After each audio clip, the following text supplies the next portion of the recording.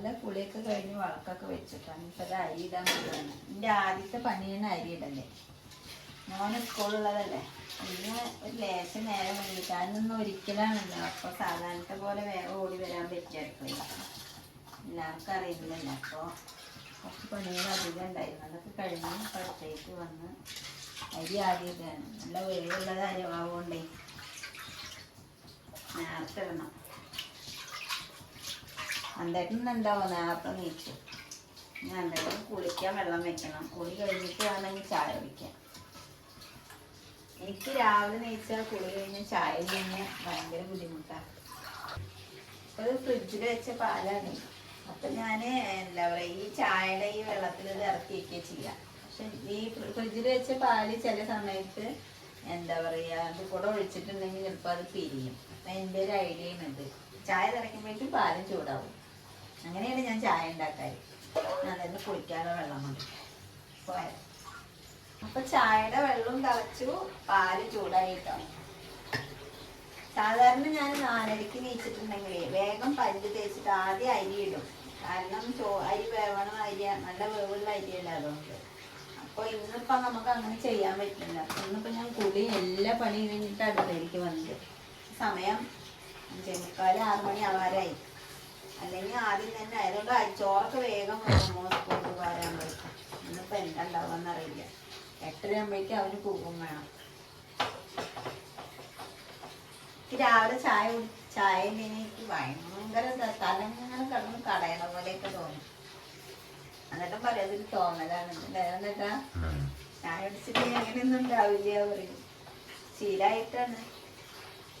മുന്നേ കല്യാണം കഴിഞ്ഞതിന് മുന്നേ ജോലിക്ക് പോകുമ്പോഴും ഞാൻ അങ്ങനെ തന്നെയാണ്. അമ്മ നേരത്തെ ചായ വയ്ക്കും. അങ്ങനെ ശീലാവുക കാരണം തോന്നുന്നുണ്ട്.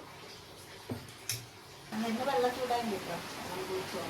ഇപ്പൊ പരിപ്പ് വന്നതിന് തക്കാളി, 2 തക്കാളി, 1 പച്ചമുളക്, പിന്നെ ഇതാ ഒരു ലേശം പുളി പിഴിഞ്ഞ് വെക്കുന്നുണ്ട്.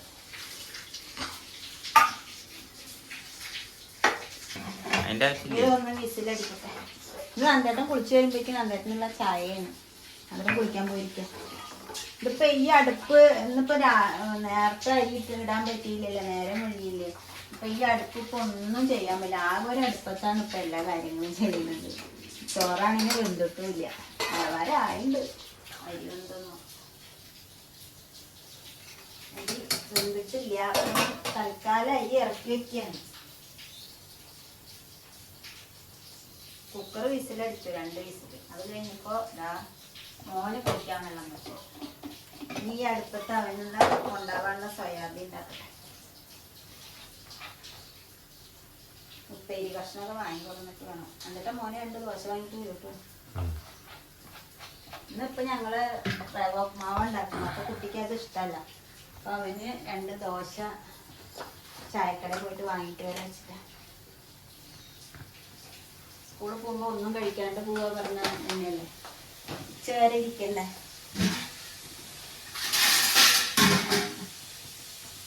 അതിൽ സോയാബീൻ ഉണ്ടാക്കാൻ തണുത്ത വെള്ളത്തിൽ കുളിക്കുന്നത്ര എന്നാലും ആരോഗ്യം ഉണ്ടാവുള്ളൂ. ഇത്ര എന്നിട്ടാ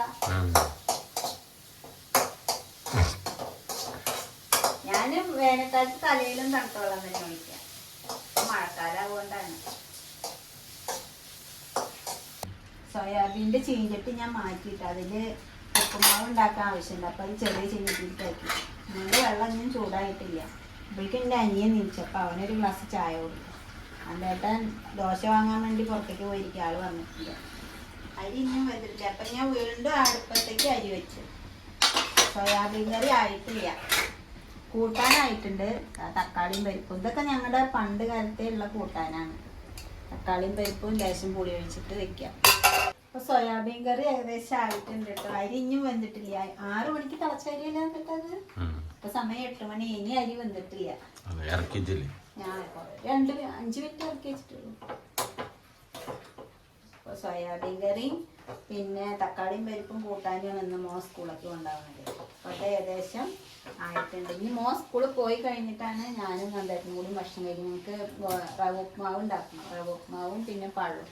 അപ്പോൾ ഈ മോനെ പോയി കഴിഞ്ഞാൽ പിന്നെ തിരക്ക് കഴിയല്ലോ, എന്നിട്ട് വേണമല്ലോ.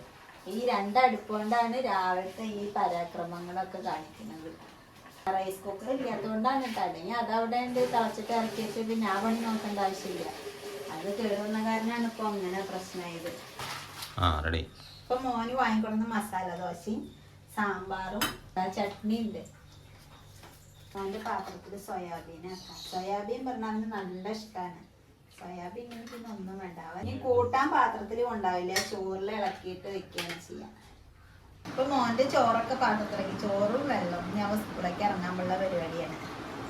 ഇപ്പൊ മോൻ സ്കൂളിലേക്ക് പോയി. ഇപ്പൊ പിന്നെ ഞാൻ റവ ഉപ്മാവ് ഉണ്ടാക്കി. അപ്പൊ ഞാനും നന്ദനൂണി റവ ഉപ്മാവും എന്താ ചെറുപഴം കൂടി കഴിക്കാൻ പോവാണ്. ഇതൊക്കെയാണ് അപ്പൊ ഞങ്ങളുടെ ഇന്നത്തെ ചെറിയ വിശേഷങ്ങള്.